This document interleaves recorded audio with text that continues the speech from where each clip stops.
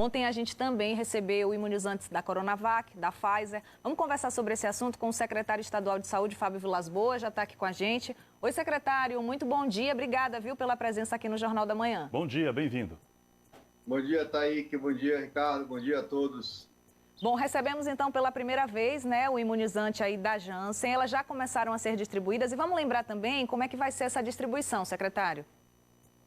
Exato. Nós vamos entregar esse lote para os municípios da região metropolitana de Salvador, 50% para a capital, 50% para os demais municípios. É uma vacina de uma dose única, com prazo de validade curto, possui uma eficácia adequada e, portanto, essa distribuição já foi feita e já será, evidentemente, aplicada nos braços de todos os baianos. Recebemos também outro lote de vacinas da Pfizer e de vacinas da Coronavac e nós vamos fazer essa distribuição a partir de hoje.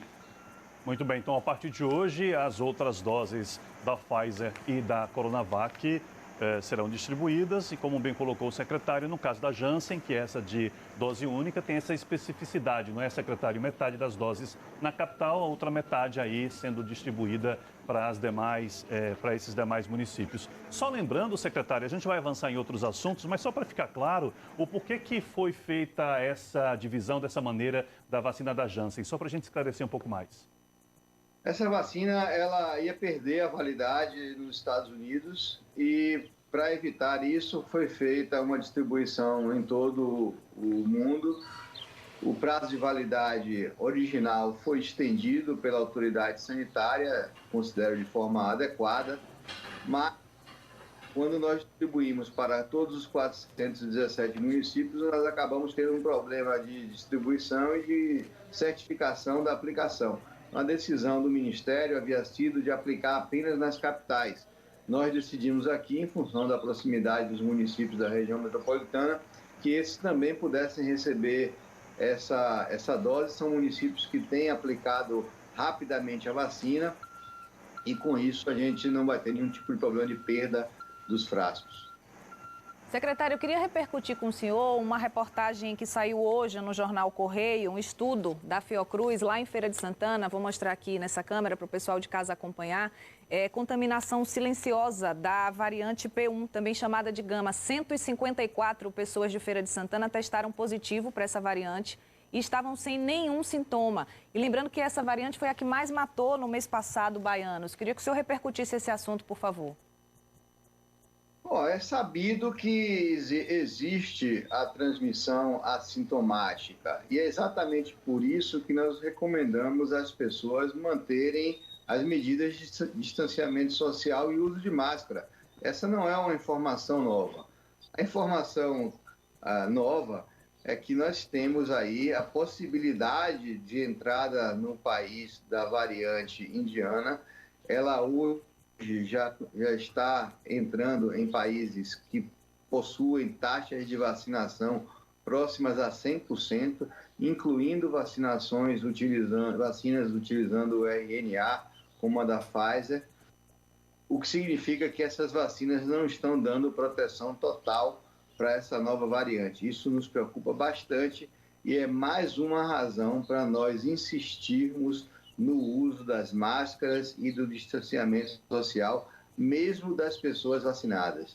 Isso aí é muito importante, esse alerta, sobretudo com relação a essa variante em Feira de Santana. Secretário, o senhor já mencionou o prazo mais curto, né, esse prazo de validade da Janssen, mas só para que fique ainda mais claro para quem nos acompanha, qual é a data limite para esta validade, para que expire esse prazo de validade?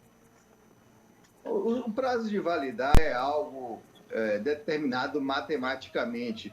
Se calcula uma estimativa em função de diversas variáveis, incluindo armazenamento, e no caso da Janssen, o país está fazendo periodicamente a avaliação da qualidade da vacina. Ela vai ser aplicada dentro de 5 dias, a partir da hora que for chegada às cidades que farão a distribuição e, portanto, dentro de uma semana não deverá ter mais nenhuma dose dessa quantidade da Janssen disponível na Bahia. Secretário, foi divulgada a informação que essa vacina, né, da Janssen seria para moradores de rua, até porque é uma dose só, né, e as pessoas em situação de rua não voltariam para tomar a segunda dose. Está confirmado isso? E quando começaria essa vacina? Não, essa é uma decisão que cabe aos municípios. Isso não foi discutido de forma sistemática na CIB, portanto, se a capital e se os municípios que possuem moradores de rua tomarem essa decisão, eu considero uma decisão adequada.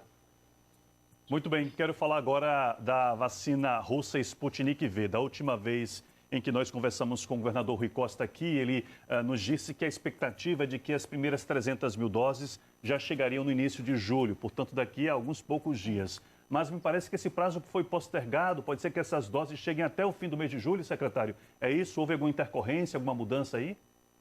Não, nós estamos cumprindo todas as exigências. Foram 29 exigências da autoridade regulatória da Anvisa. Essa documentação está sendo providenciada pelos russos.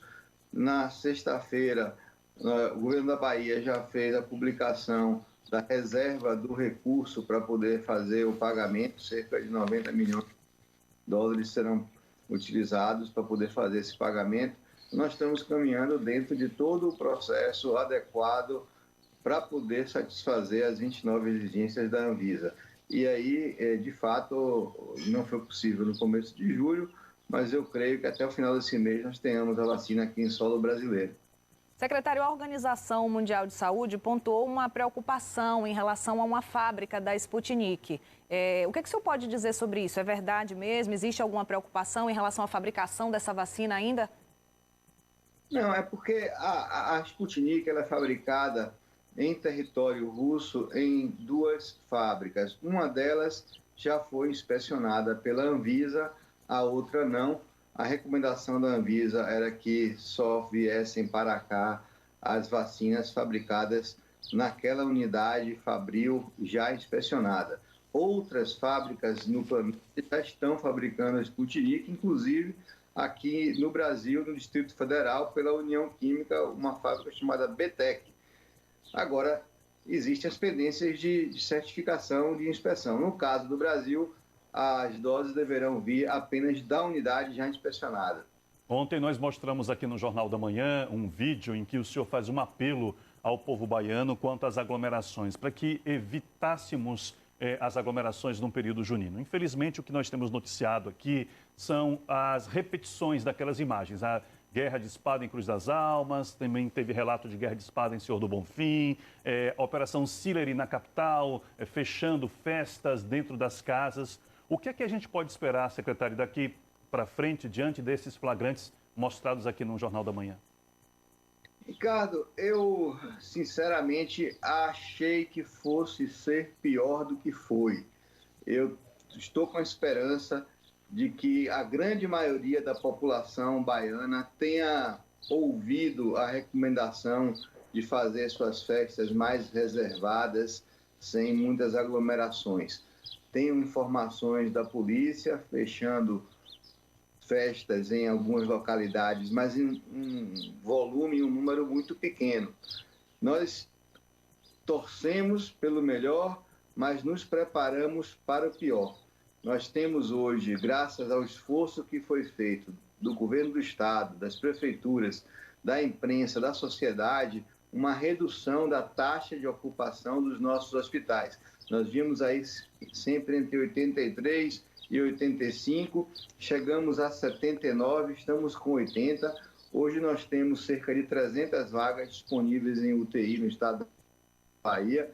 Portanto, nós criamos um bolsão um pouco maior. Tivemos também uma redução importante do número de pessoas esperando UTI, que chegou até 120, agora voltou para 60, o que nos cria as condições para poder, daqui a 15 dias, 10, 15 dias, quando começar a haver o aumento esperado do número de casos, necessidade de internação, fruto das aglomerações de São João, nós tenhamos a capacidade adequada de absorver essas pessoas, vencermos o mês de julho e, com fé em Deus, a partir de agosto, com a Sputnik, com mais vacinas, começarmos a reduzir o número de casos na Bahia.